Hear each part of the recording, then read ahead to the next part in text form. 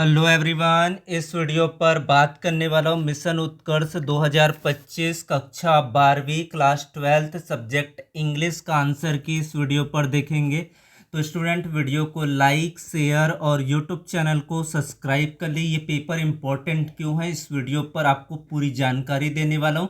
जितने भी आपके मिशन उत्कर्ष पेपर हो रहे हैं, मॉडल पेपर जो छत्तीसगढ़ बोर्ड के द्वारा जारी किया गया है, इन सबको आप अच्छे से मिलाकर अगर पढ़ोगे तो ये पूरा एग्जाम्स आपको बोर्ड एग्जाम के लिए तैयार हो जाता है। तो इन सभी प्रश्नों के आपके आंसर्स कॉपी पर होने चाहिए, चाहे वो मिशन उत्कर्ष पेपर दिला रहे हैं या नहीं दिला रहे हैं। ये सभी के लिए इम्पोर्टेंट रहने वाला है, क्योंकि ये गवर्नमेंट के द्वारा बनाया गया हुआ पेपर है।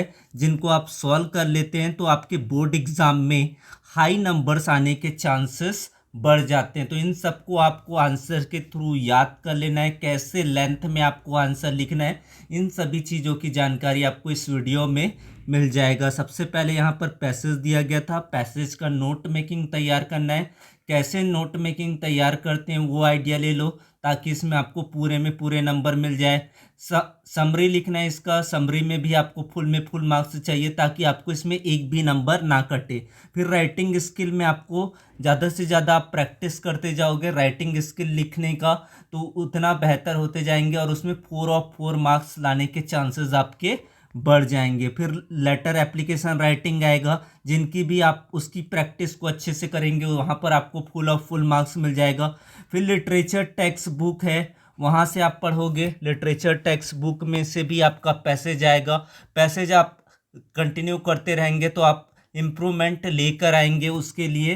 तो ये आपको क्वेश्चन नंबर 5 पर आपको लिटरेचर पैसेज दिया गया था। पैसेज को पहले ध्यान पूर्वक पढ़ना है, कोई सा भी पैसेज हो, कोई सा भी लेसन का हो, सारे लेसन आप लोगों के लिए बहुत इंपॉर्टेंट रहने वाला है।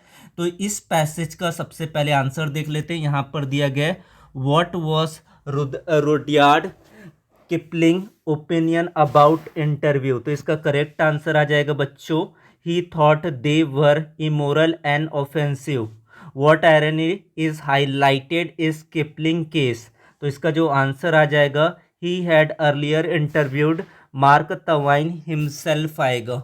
फिर आपका नेक्स्ट क्वेश्चन है, क्वेश्चन नंबर 3 का जो आंसर आएगा, how did Saul Bellow describe the experience about interviewed. तो इसका जो आंसर आएगा, इसका जो करेक्ट आंसर हो जाएगा आपका 3 का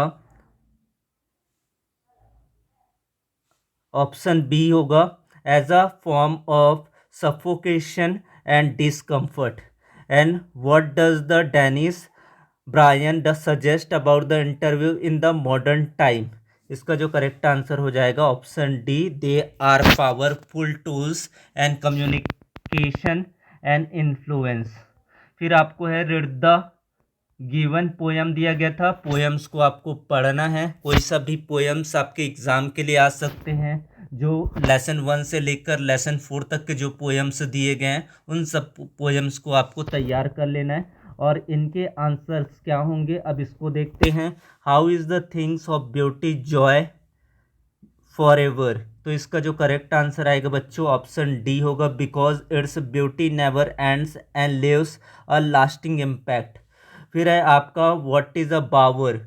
इसका आएगा सेडेटरी, ऑप्शन डी इसका राइट आंसर होगा। थर्ड है, the expression breathing a flowery band to bind us to the earth suggest.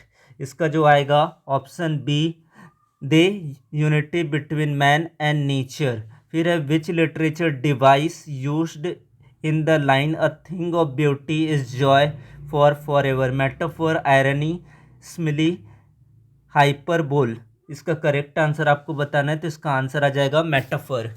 तो इस तरीके से आपका क्वेश्चंस है। फिर आपको टेक्स्ट बुक से क्वेश्चन दिया गया है, तो जितने भी आपके क्वेश्चन आंसर आए हैं, जितने भी आपके पेपर्स हुए हैं, उन सबको देख लो, ताकि आपके पूरे कॉम्बिनेशन तैयार हो जाएगा। इंग्लिश में आपको क्या पढ़ना रहेगा वो आप लोगों के लिए डिफ़िकल्टीज कम हो जाएगा, और पूरे इंग्लिश के जितने भी क्वेश्चंस आएंगे वो आप आसानी से हल कर पाएंगे। तो इसका सॉल्यूशन भी देख लेते बच्चों, किस तरीके से आपका आंसर्स था।